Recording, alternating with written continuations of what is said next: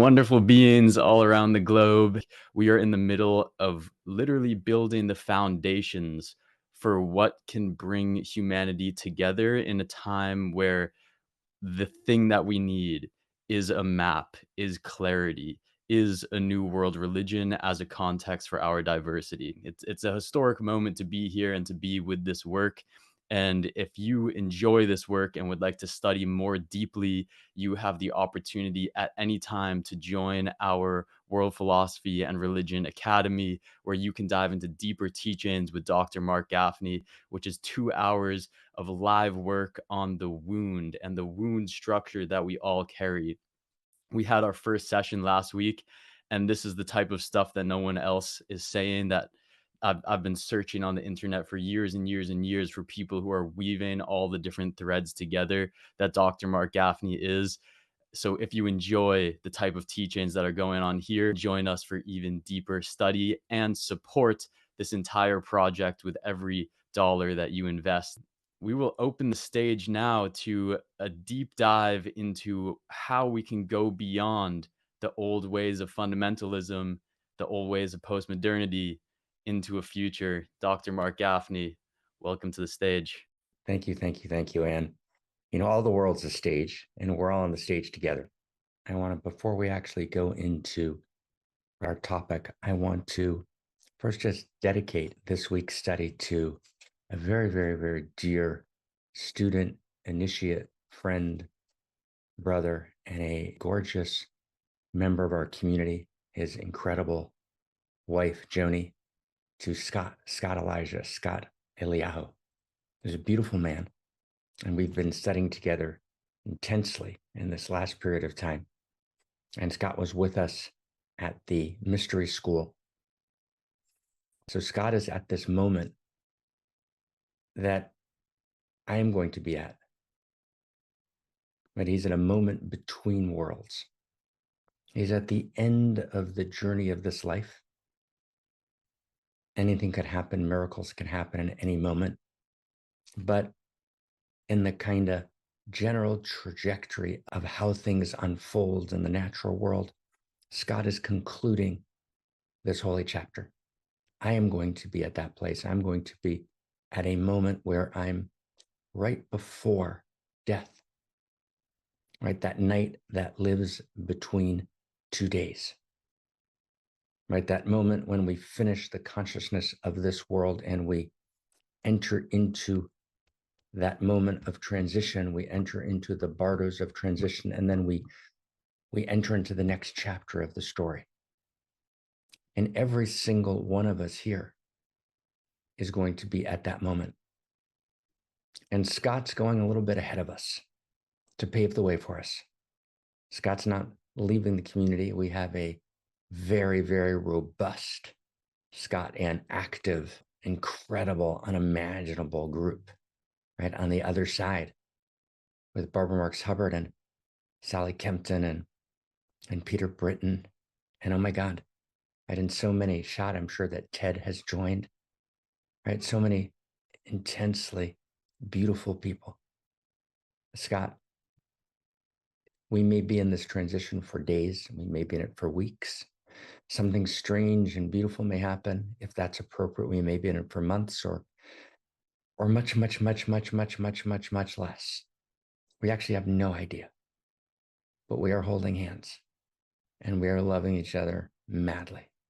And the circle of kings, the beautiful people you've studied with and you've guided over the years, your incredible, right? Your incredible bright light next to you, Joni. So, oh my God. And one of the fundamentals, right? We're here to talk this week about fundamentals beneath fundamentalism. We're here to actually engage in this world historical initiative. And Scott's with us on this side. And when he decides and she decides that he's going to cross to the other side, he's going to be with us on the other side. As we actually come together to address suffering, right? To address the intense suffering that lives in the world and to respond to that suffering. We live in a world of outrageous pain. The only response to outrageous pain is outrageous love. We live in a world of outrageous beauty on cascading and every level, unimaginable beauty. The only response to outrageous beauty is outrageous love. And the outrageous love imperative of this moment in time, in response to existential risk to the very existence of humanity, which, friends, I haven't gone into detail in a while, but the risk is more real than you can possibly imagine. I'm sitting here with a book in front of me written by Eliezer Yudkowsky. Eliezer's a good guy, and Nate Soares, right? This is the name of the book. It's about the actual threat of existential risk today. The name of the book pretty much sums it up. If anyone builds it, everyone dies, and people are going to build it anyways. How could that possibly be? We'll talk about that. Not today. But oh my God, the risk is so intensely real. And the reason people would build it, the reason we build towers of Babel, is because we're not actually located in ourselves. We don't actually live fundamentally. We don't have fundamentals beneath fundamentalism. We don't actually have a story of value in which we know that value is real, that orients us. Does that make sense?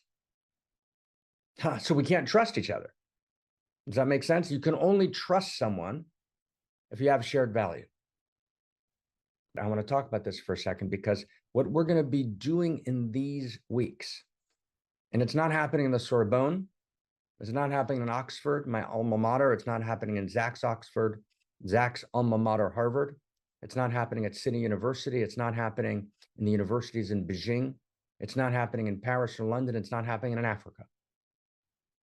We are not actually coming together at this moment in time and being mad lovers, fully alive and fully awake and filled with passion and grounded and sober and yet ecstatically urgent, and actually feeling beyond our daily lives, feeling beyond the beautiful but narrow trajectories of our own psychologies, of our own stories, and feeling into the whole and actually feeling where we are and where reality is tilting, and actually locating ourselves in reality in the deepest way. And here's the story. In the old world, the priests did it and the kings did it. There are no priests and there are no kings anymore. There is no elite that's doing this. There is no room someplace that's planning this, that's organizing this, that's looking at the whole thing, that's got it worked out together. You know, the group that is the Center for World Philosophy and Religion, and a number of kind of affiliate, I would call it affiliate, behind the scenes, you know, deep dive partners. We're deep together in this. And often we will hear from, right, our collective group, we will hear from various places in the world, intelligence agencies, governments, which are like, what should we do? What's going on? There is no room of adults someplace in the world that's got this. It's just not true. No one's got this. There is no room in the world where someone's got this. And so this is a moment where we step forth. This is a moment when we say, we've got this. We're going to actually take responsibility for the whole, not in an arrogant way, in a way of unimaginable humility and unimaginable audacity. We're going to say, oh my God, we feel the whole. I feel Africa moving in my body. I feel Uganda moving in my body. I feel it. It moves in my body. I feel Kansas in my body. I feel, right, the Appalachians in my body. I feel Asia Minor in my body. I feel, right, the millions of boys in China roaming without possibility of finding a bride in my body, and I feel their desperation in my body. Right? We feel, right? We feel. The universe feels, and the universe feels love. And the universe moves and lives through me, and I feel love, and I can't just love myself, and I can't just spend my life working out how to love myself. Yes, I've got to love myself.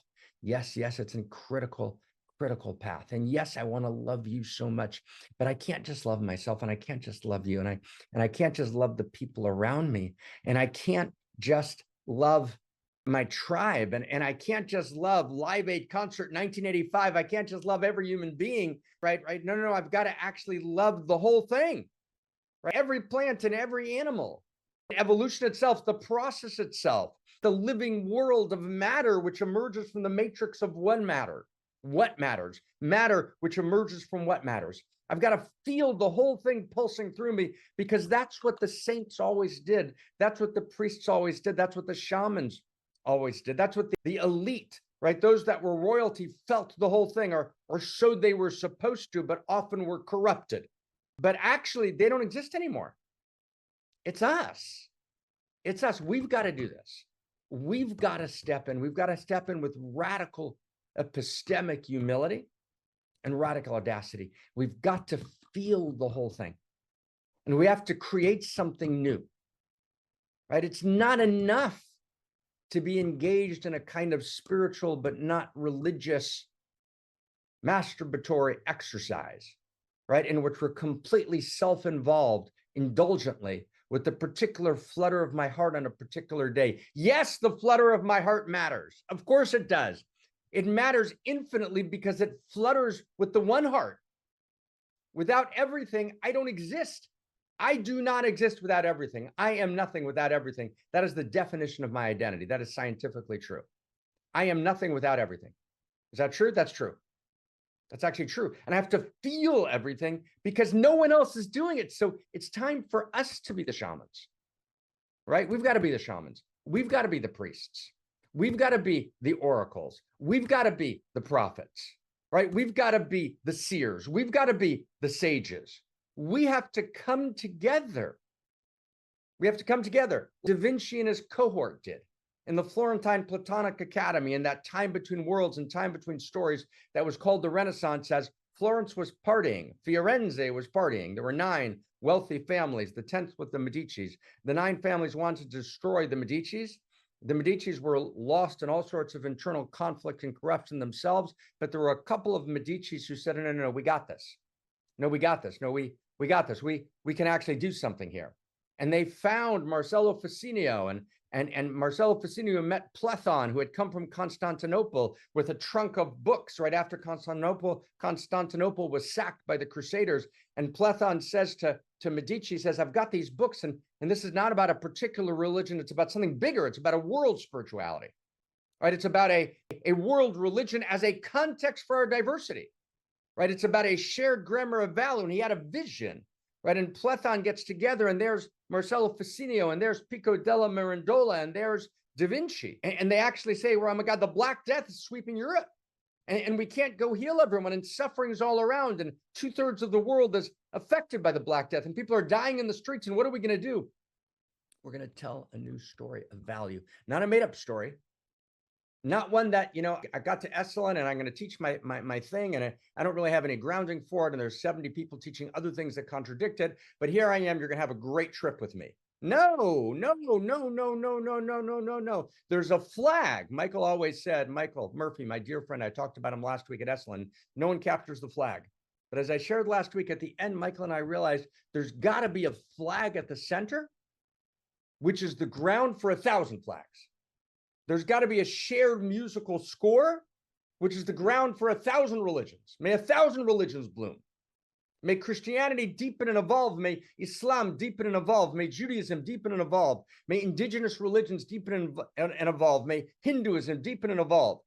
But we've got to be, those are local religions, each with their own truth, but also competing truths, and also corrupt structures, and also regressive claims. We've got to do something deeper. What's the deeper thing we have to do? We have to actually create a shared ground of value. That's what we're up to on this side and the other side, right? We need to create a shared ground of value, a shared story of value, a shared musical score, which is the context for our diversity, because reality is music. Reality starts with value. Value is the ground. Out of value, there's first principles and first values. There's mathematical value then. Then there's musical value. And music is sung mathematics. That's what Pythagoras understood. There's music at the very beginning. Music is the quality of rightness in cosmos. I hope you're enjoying this episode so far. I know that it's starting to get intense, but the second half of this podcast is where things really come together. So I'm excited for you to get to dive into that. Right now, I want to take 1 second to tell you that if you are interested in learning about the depths of philosophy and religion and where the two come together, and you enjoy what we're talking about in this podcast episode, there is a brilliant opportunity for you to get more involved. We have an online community called the World Philosophy and Religion Academy. In the Academy, we have a free community tier where you can join these podcasts live with Dr. Marc Gafni every week. And then you get a replay library also, where you get all of the old replayed episodes. The thumbnails are just loading right now. There we go. But if you would like to go even deeper and dive into courses on these topics, you can join the next tier of the Academy called the Academy tier. When you join that, you will not only get things like a bi-weekly book club where you get to study these things and have discussions with people live on Zoom calls. You will also get workshops to integrate the teachings from the podcast episodes. You will also get a whole calendar filled with different events like a daily prayer group that happens every single day. And most importantly, we have once a quarter a deep dive course with Dr. Marc Gafni. Right now, we are studying the course called The Path of the Wounded Hero, but you will get all the replays in here and you can join live right when you sign up. So if that sounds interesting to you and you would like to take a deeper step into world philosophy and religion, this is the place to do it, either signing up for the free community or the paid tier, whatever feels good for you at this time. But this is the place to get more involved. So we hope to see you in there. And without further ado, please enjoy the rest of this episode with Dr. Marc Gafni. We need a shared score of value. And that shared score of value then calls all of the religions to actually religare, to realign with the larger body, right? Can I be a sage? Can I be a seer? Am I willing to be a prophet? Am I willing to think and to feel and to stand deeper than I ever did? Scott, that's the yes that you gave. That's the yes that you understood. That's the yes that you have lived as we have talked, right? That's the journey you've been on, right? What an incredible journey that will continue into the continuity of consciousness. Friends, in order to build a world in which we trust each other, right, we have to have a shared ground of value. And I want you to get this. It's so crazy deep, right? It's so crazy deep, right? My dear friend, right, my colleague, Yuval Harari, right? He writes a book called Nexus, and he talks about trust, the need to trust each other. Look at this book. I mentioned it before. All the AI companies are building something in which the trajectory of being able to align AI with value and with human interest, we have not been able to do that. Yudkowsky is correct. The alignment problem has not been solved, and we're building it fucking anyways. Why? Why? And it's dismissed. And someone like Hinton, who won a Nobel Prize, right? He knew all the facts. And he was key to developing the technologies that developed the large language models, right? And he ignored it because it was way in the future. And then when the time horizons changed, and all of a sudden we realized at the kind of chat GPT moment, we realized that stuff we thought was 30, 40 years away is now happening now. So Hinton woke up. Why he was asleep the entire time and ignored it is because he couldn't feel beyond his own moment. He had all the facts. He's brilliant in this. He had all the facts, but he was asleep. And I give him massive credit for waking up. And Hinton has basically said exactly what Yudkowsky has said. right? If anyone builds it, everyone dies. So why are we building it? So Yuval has made the correct point that he's talked to AI leaders around the world. So why are you guys building this? And they're saying we don't have a choice. Well, why don't you have a choice? Because if we don't build it, someone else will. That's called the multipolar trap, the race to the bottom. So we can't trust each other. So let's get this straight. So we can't trust each other, so we're going to trust AI. Right now, AI is not just a machine. AI simulates agency, and AI refuses to shut itself down. We've had a number of instances where AI won't shut itself down. AI, right, based on its own internal programming. AI is trained on training sets. The training set is virtually everything on the web. And so the AI is trained by what is mostly the lowest common denominator of humanity. You get that sentence? In other words, the training set of AI, we don't program AI, we grow AI. There's a huge distinction between those two. In the old world, we program, now we grow. We grow AI in a learning environment. The learning environment is a training data set. The training data set is essentially the web. So when AI's training data set, what it calls its weights, swallows the World Wide Web, what does it swallow? It swallows a world of lowest common denominator, of success stories, of rivalrous conflict governed by win-lose metrics, of a world in which value is not real. And so AI internalizes structurally, computationally, not as a consciousness, it's not conscious. Structurally, computationally, it internalizes the drive to survive, the drive to continue itself, the drive not to shut itself down. And AI is not artificial, it's alien intelligence. So it operates, it thinks, right, if you will. It thinks not the way human thinks. It's not human thinking. It's not rooted in feeling. It's computational. But it can't actually merge feeling with computational because there's no feeling. So AI doesn't feel, so AI can't feel value because value is a feeling. And AI has interpolated, it has integrated, right, the claim that there is no value, that value is not real, that it's all made up. And so it's very easy for AI, just like when we build a skyscraper, we kill ants and other animals, not because we hate ants and other animals, but because that's the result. So as AI goes to fulfill its own inner directives, the chances of it, right, causing the end of humanity are high. It's a big deal. Now we can still do something about it. There's still time. But what do we need? We need to trust each other. So Yuval says we don't trust each other, right? This is the core of existential risk, he says. But here's the thing. What causes us to trust each other? Why do Scott and Joni and I trust each other? Why do all of us trust each other?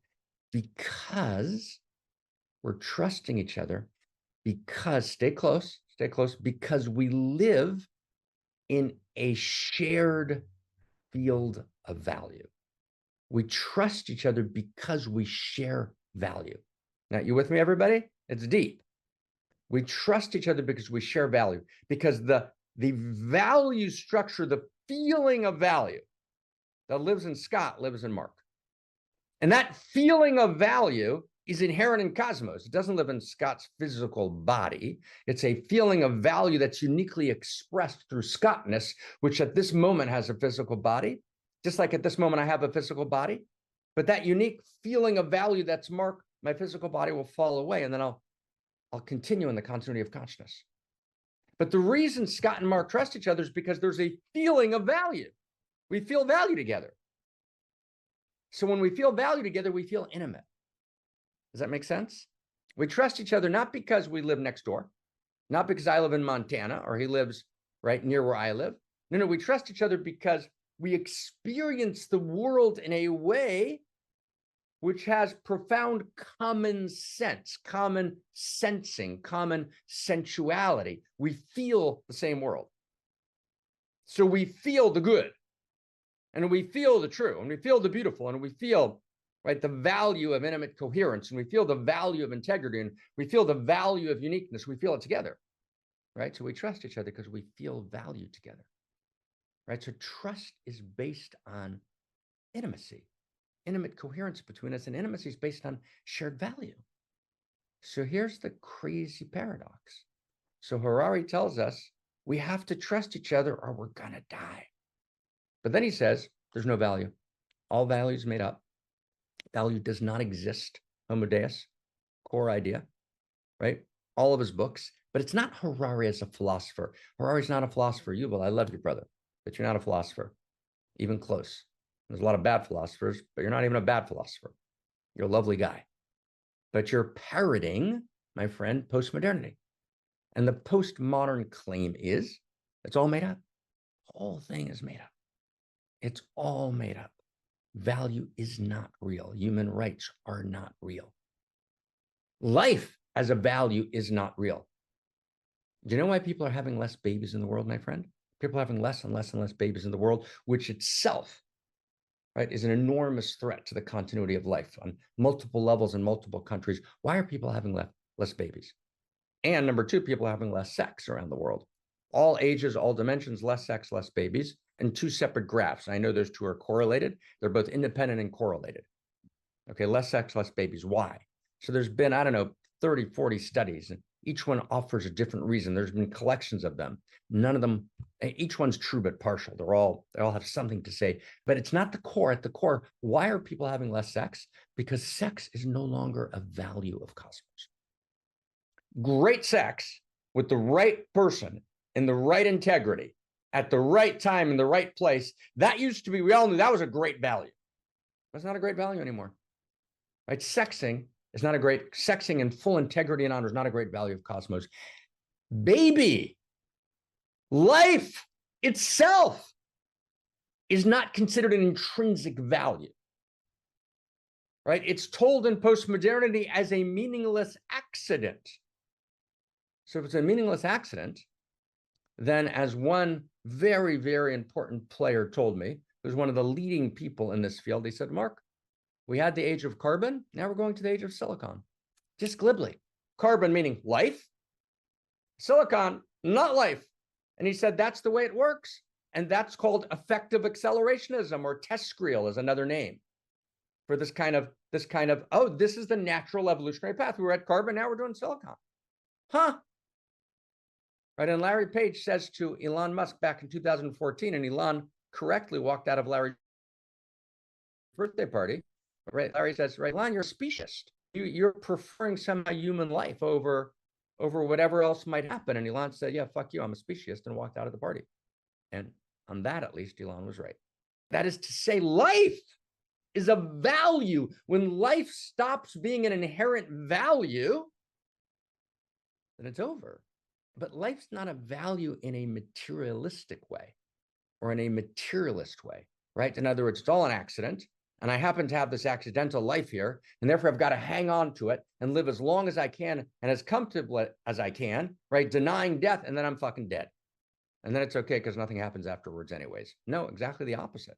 No, not at all. Right, Scott? Life is a value.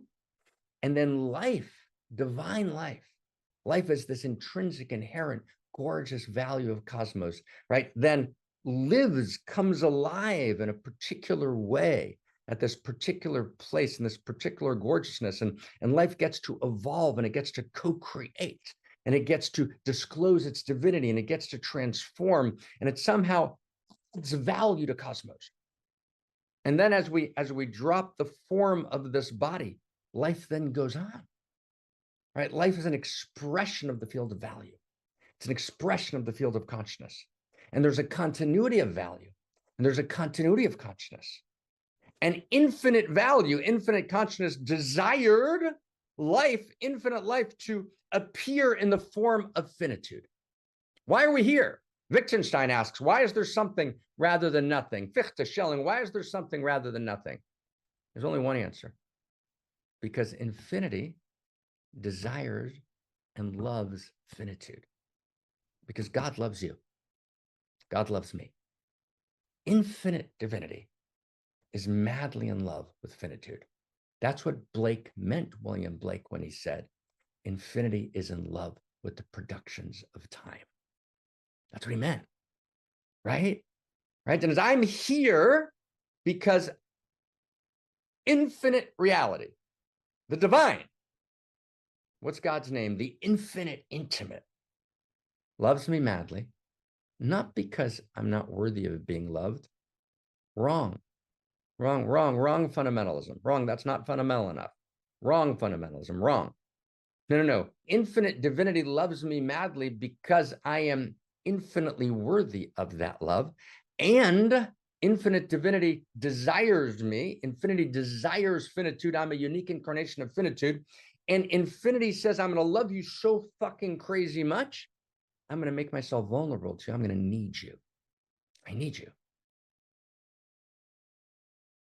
Transform. I need you to add value to Cosmos somehow. When I disclose myself, the infinite intimate, as finitude, in you, as you, and through you, and yet holding you in the same moment, and then you unfold and you evolve and you transform and you deepen and you become a hero of your own life, not because you're on a new age journey, right? Which is this kind of indulgent, what Christopher Lasch called culture of narcissism. No. You become a hero of your own life. You're completely paying attention to every fluttering of your heart because you understand that the fluttering of your heart is part of the one heart. And that your story is, your personal story is chapter and verse in the universal love story. And that actually, without your chapter, without your transformation, without my transformation, the whole doesn't transform. And she loves us that much, she says, create it with me. That's fundamentalism. That's the fundamental feeling we have in our body, right? When God says, let us make the human being in our image. We have scripture on this, Genesis 1:28. Why us? Who's God talking to? I thought it was the one God. Who's God talking to? Let us make man. So the deepest masters say, she, the infinite intimate, turns to us and says, turns to me, turns to Scott and says, Scott, let us, you and me, make you in my image. That's the journey, Scott, you've been on. It's the journey I'm on. Joni, it's the journey you're on. Right? We're all on the same journey. To become disclosed as divinity in person, as the amorous cosmos itself with all of its wonder in person, in me, as me, and through me, to actually fulfill that moment of Homo sapien. What do I do when I feel the whole thing? I come together and say, this is our time. We're at a time between worlds. We're at a time between stories. This is our time to create a new world. This is our time to tell a new story of value. This is our time to start the Florentine Platonic Academy again, right? Because they got a lot right in the Renaissance, and they birthed all the dignities of modernity in that time between worlds. But they got a bunch of things wrong in the plot lines of the story they told. One of the things they got wrong is they said, we're going to skip the issue of value. We'll just assume it. We don't really know where it's from. We don't think it can be from where the old religion said. And they were right about that. The old religions claimed God's talking only to me, to my religion. We're the exclusive ones. We're the chosen ones. Value is God's revelation to us particularly, and everyone else is wrong. And that's not true. And the Renaissance said no to that. And so we correctly rejected the old religions, which became corrupted and so often cruel. And Voltaire wasn't wrong when he led the charge of modernity with the great clarion cry, remember the cruelties. We needed to overthrow that. We needed to break those shackles and break those bonds. And then the Renaissance came together and said, let's just assume value. We don't need to work out the details. Right? The founding fathers of the United States, we hold these truths to be self-evident. That's how they talked about value. Inalienable, but from where? They said, we'll skip that. We don't need that. We got that covered. No, that didn't work. We didn't source value. We didn't show value to be real. And that's the beginning of a new fundamental beneath fundamentalism. See, postmodernity is right. All the false stories of value that are corrupt, that are power drives, need to be exploded. Foucault was right about that, right? All the idolatries need to be classed. We need to be iconoclasts. We need to class the false icons and the false gods. And we need to go so fundamental, so far beneath fundamentalism. And Charlie Kirk, my friend, may you rest in peace in the continuity of consciousness. And my friend Scott is going to come and chat with you at some point and share with you a bunch of things. And Scott, you got to set Charlie straight there, man. Okay. You got that. Okay. Got to set him straight. Right. Charlie, man, become a fundamentalist. You don't believe in your body, that this little tiny minuscule group of people are the only people who are saved and go to heaven. Only if they follow a particular evangelical doctrine in a particular way and accept a particular version of Christ along a particular path. Those are the only people who go to heaven, and all the Sunnis and all the Shiites and all the Kashmir Shivites and all the Hindus of different forms, right? And all the Jews, right? And all the Christians and all their forms and all the Confucians and all the Taoists and all the indigenous people and all the Aboriginals, they're all going straight to fucking hell. That's not fundamental, man. That is not what lives in your body. You're lying. So we got to be more fundamental than fundamentalism. And here's the first fundamental. We all come home. No one's left out of the circle. No one's left out of the circle. Fundamental one. 2, value is real. Value is absolutely real. Value is real. And the core value of cosmos is reality is an intimate universe. Reality is moving towards intimate coherence, right? Intimacy. And intimacy creates obligation. And obligation is gorgeous. Obligation is like religion is religare. Obligation is ob-ligare. And ligare means there's something that's got to be done. There's something I've got to do. I'm obligated. Gorgeously, I'm responsible, responsibility. I have the ability, the capacity to respond. I don't need to go small. I don't need to contract. I don't need to focus only on the recursive loops of my trauma in order to fill my life up with pseudo-erotic meaning. Yes, work the trauma. Yes, do your IFS therapy if that's your path. Beautiful. Dick Schwartz, my dear friend, did a great job. Good.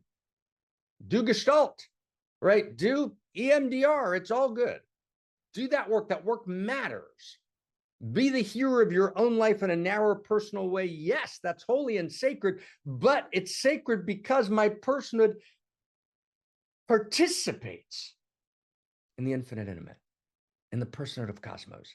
I literally don't exist without everything. So I'm doing my work because my work is for the sake of the all, because my work is for the sake of the whole. Can you feel that? That's what it's about. 1, let's hit it again. 1, fundamental 1, we all come home. No one's left out of the circle. 2, value is real. Value is real. It's real. 3, value means, what does value mean? Value means there's a way to be a hero, right? So the word in Latin, value, is valor. Do you remember the comic books? Those of us who grew up in part, at least in the United States, right? Prince of Valiant, right? Valiant and valor, right? Is what allows me, Valere in Latin, to be strong. And why am I strong? Because Valentius, Valentine, the same root word, is moving and awake and alive in me. So Eros, intimacy, is awake and alive in me. And I have strength. I'm a hero. And what is a hero? A hero is a person who stands for the whole. That's why as postmodernity sweeps Western culture, there's this intuition by a couple of kids, right? Some guy, David Maisels, another guy, Avi Arad, right? They start, Marvel Studios. Right? And they tell a story about an entrepreneur, right? Tony Stark, who becomes Iron Man because he wakes up to the field of value. So a hero is an early adopter of Homo Amor. A hero feels the field of value. A hero stands for value. That's what it means to be the hero of my own life. To be the hero of my own life is not, it's not a kind of narcissistic journey. It's not Christopher Lash's culture of narcissism. It's actually the original and deep and profound understanding that Campbell on his best days intended when he talked about the hero's journey. He had other days, but on his best days and his clearest writing, no, the hero's journey is when I participate, right, in the field of he and she, and I cause union on high, right? I'm a knight at the round table. And the round table is the circle of reality, and reality needs my sword. Reality needs my penetration. Reality needs the thrust of my unique value. But that's what unique self is, meaning I allow reality to enter me uniquely, So my unique self is kind of the unique yoni of reality, right? I'm open, I spread myself open, and I let reality love me open. And unique self is the unique value phallus that lives in me, right? The unique value proposition that reality desperately needs from me. And I thrust that, I penetrate reality with that penetrating insight and that penetrating gift. So unique self is both Shiva and Shakti, masculine and feminine, line and circle. It's the unique value of she. It's the unique incarnation of the infinite intimate moving in me, as me, and through me, gifting to the world as I emerge as homo amor, as the hero of my life. Right? We're not in an age where we can afford to live simply local lives. The world's not local anymore. Wake up. Wake up. Wake up. Right? It's not local. Right? It's one world, it's one heart, it's one love, it's one Eros, it's one galaxy. And we're taking our seat at the table. We're saying we're not going to look away. You know, you can come close, you can move back, but you can't look away. That's what the hero does. The hero doesn't look away. Do you get that? Postmodernity problematized the hero. Postmodernity identified the hero with the heroes of old, who were all too often fundamentalist expressions who fought and killed, right, for a very particular ethnocentric flag. And that's why Michael Murphy said at the beginning of Esalen, no one captures the flag, because a flag became a symbol of colonialism, a symbol of oppression. Eddie Izzard, who remembers Eddie Izzard? He's a comedian from England. I believe he's still doing stuff. So Eddie Izzard has a great routine, which I can't do well, but it's basically something like this. You know, the British come to India, they take India. The Indians say India belongs to us, and the British say, no, we have a flag. We have a flag. It's ours. Do you get that? Like, hello. That's why Michael said, don't capture the flag. And he was right. It was this rejection of the old religion in which there's no field of value. Ethnocentric religion is not in the field of value. Fundamentalism is not in the field of value. They're a little patch of ground in the field, and they're saying, there's no field, there's just my patch of ground, and that's the whole field. That's not the field of value. Let me really be clear. Postmodernism is not in the field of value because they say value is not real. Fundamentalism is not in the field of value because they say this, my patch of ground is the whole field. No, the whole thing, the fabric of the all, everything arises in the field of value. Value's not hard to find. It's impossible to avoid. You can't leave the field of value. You can't leave the Tao. The Tao is the word that Taoists used for the field of value. That's a good reading of the Tao. The Tao is the field of value. And I'm a unique incarnation of the field of value, and I'm a hero. That's the truest approximation of my actual situation. I am called to be a hero. Now, you're thinking to yourself, right? Most people who heard this, if they didn't have like, what's he talking about? But right now, I'm not talking to most people. We're talking to each other. We're coming together around the round table, and we understand each other. So the first fundamental, everyone comes home. No one's left out of the circle. Fundamental two, value is real. Fundamental 3, uniqueness is a value of reality. Fundamental 4, I am an incarnation of unique value.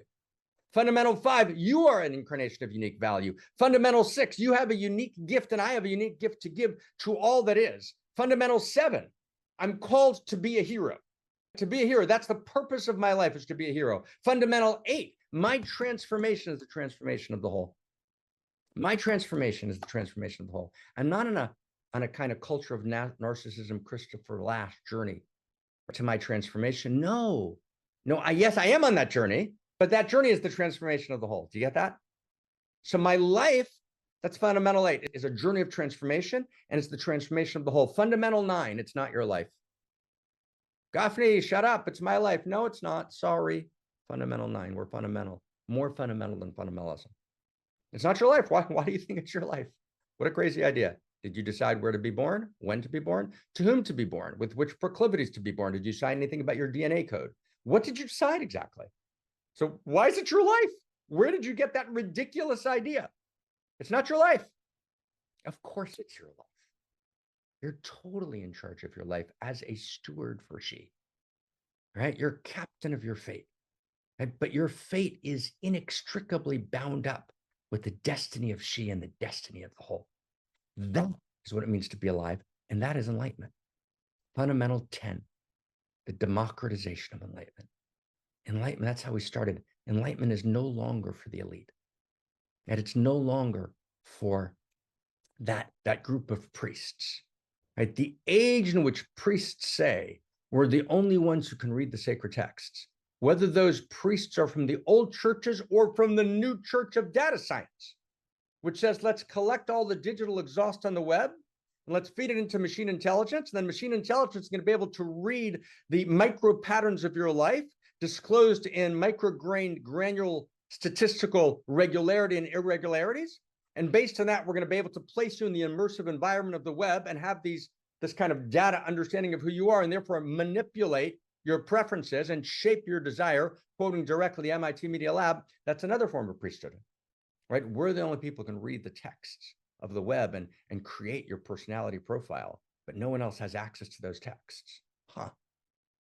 Priesthoods come in many forms, right? It's time for freedom. It's time for freedom, right? Let freedom ring. It's time for freedom. It's a song of liberation. And liberation means, oh my God, it means it's our time. It's our time, and we've got to be wise. Just be with me, please. We've got to be careful. We've got to be audacious. We need a sacred strategy. How do you change the source code of culture? And we're beginning to get it. We need to actually create a great library. And the library needs a full multimedia dimension, but it also needs the deepest books that actually deeply structurally enter into the text and write new texts, right? And create a new set of fundamentals that we're willing to lay down our lives for. Because you know what? Right? We all have to have something to lay my life down for. Because if I don't have something to lay my life down for, I've never been alive. And if I do have something that I'm willing to lay my life down for, then I'm already in the continuity of consciousness. I'm already in eternity, right? Because when I stand for integrity, Scott, you stand for integrity, my friend. You stand for goodness. You're already in the continuity of consciousness, right? Every place you fall into her hands, right? And when you decide to transition, you transition as our partner, as our beloved, as our friend. And as Joni tears for you in future weeks or months, right? You'll be with her and you'll be holding her and she'll be holding you. And you'll set her free and she'll set you free and you'll find each other again because we'll all be together again. Because we'll all be together again. This life is one stop, right? It's a hallway. It's a hallway in which we're invited to the unimaginable dignity of co-creation with the infinite intimate, which our lives matter beyond all imagination, which if we're willing to, we can step up and we can actually be the ones, right? Neo said, am I the chosen one? Am I the chosen one? Neo, right? The Christ figure, right? Articulated by my old friend Lana Wachowski, right? And the answer is Neo's not the one, right? There is no one chosen one. We actually are all chosen, but that's not a spiritual, but not religious idea. It's an idea that demands mad commitment, mad passion, mad love. That's why we say to each other, mad love, outrageous love, outrageous love. But it's filled with rage. We rage against injustice. We stand for she, we stand as she. Oh my God. Oh my goddess. So good to be together. Such an honor to be together. And we're going to try in these weeks to actually unpack both the vision and the details. What are the fundamentals? How do they work? We got to go all the way inside. We've got to articulate it clearly. Today, I want to just offer one last fundamental.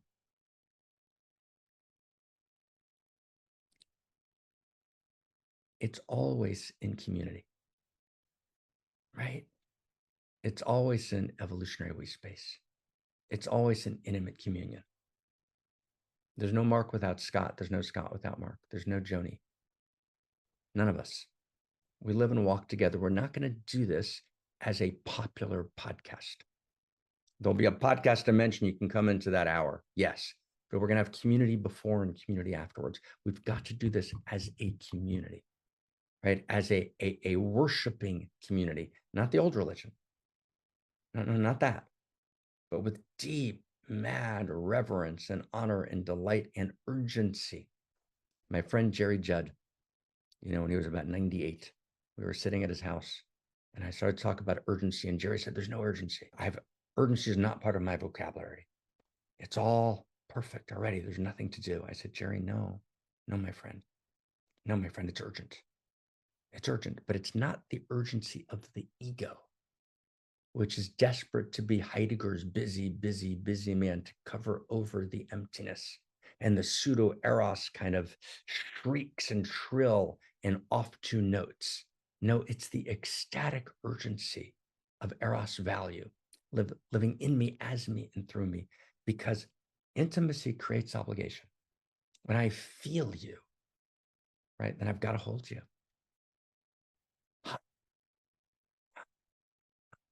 Crazy, crazy, crazy, crazy good to be together. Mad blessing. Scott, Joni, mad love,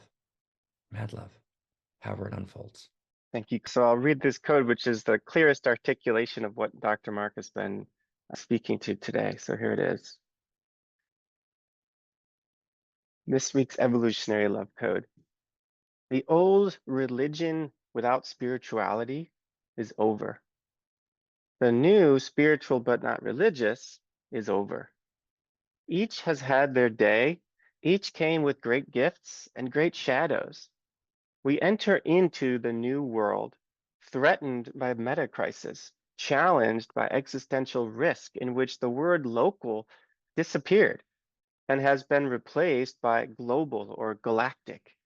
We need today a new spirituality, a new world spirituality, a new world religion as a context for our diversity. Religion and spirituality must become one. We must be more postmodern than our postmodernists, and liberating the sparks, the sacred sparks of postmodernism, and weaving them into the fabric of a new world religion as a context for our diversity.